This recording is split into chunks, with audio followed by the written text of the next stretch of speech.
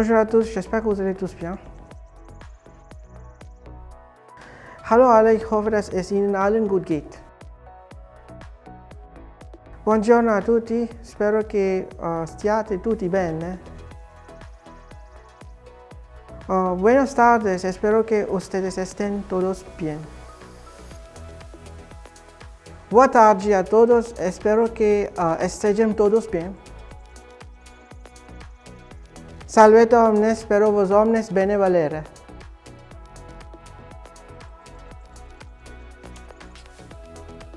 Hello everyone, I'm Arun Mozhi Varman from the translation team FPS R&D BCI. I have been working here for the past 11 years.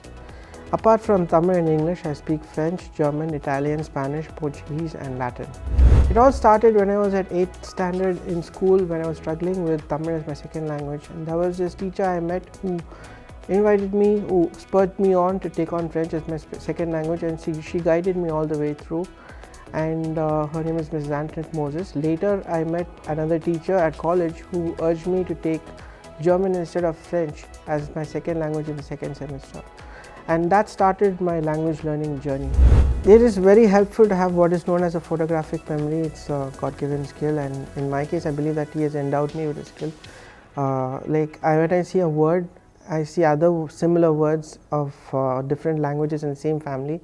I look at the differences and I know the differences. I tend to compartmentalize them in my mind.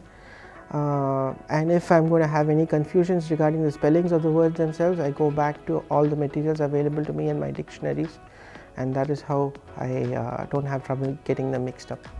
In my case, usually when I shift between two or more languages, it doesn't usually happen. I don't get confused, but at times it just needs a lot of practice, and that's how we can overcome the possibility of getting muddled up between two different languages of the same family. Apart from Spanish and Portuguese, I do have certifications for the other languages that I've learned, and with regard to Spanish and Portuguese, I do plan on doing courses so as to get a certification for each of those languages.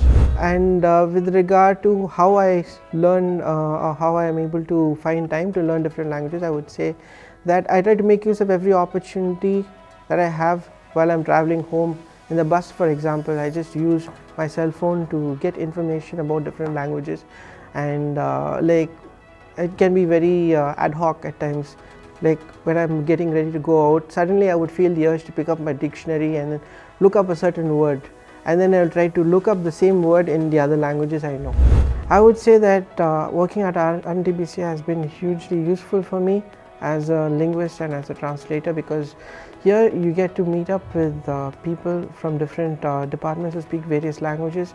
Apart from that, with regard to my own work, I get to work with documents from different domains: engineering, IT, support functions and so on, and each of these domains have their own specific vocabulary that I can get acquainted with. So it has been really useful for me to improve my linguistic skills all this while. So sometimes people may feel the urge to learn a language from out of nowhere, so you can just work on that interest. It takes consistency, and it takes practice, and it takes dedication to really achieve the goal of learning a language.